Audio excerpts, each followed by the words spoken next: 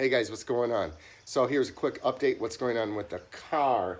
This bad boy right here, think OB...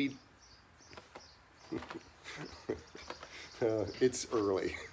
Think OBD 100.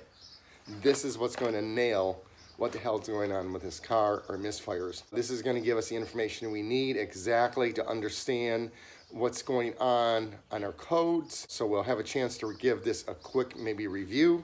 I'm going to tell you how I learned of this, and a big shout out to Larry. Thank you, Larry, for sharing the information. Thank you for helping me out. So Larry is one of my subs.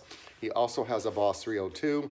Larry is also a retired engineer from Ford, so a great resource for the channel, for the team, and for you guys too. So again, Larry, thank you so much for your help. Anyways, gonna end this video here. Thanks guys, like and subscribe. I got fun things coming up. Have a great day, take care.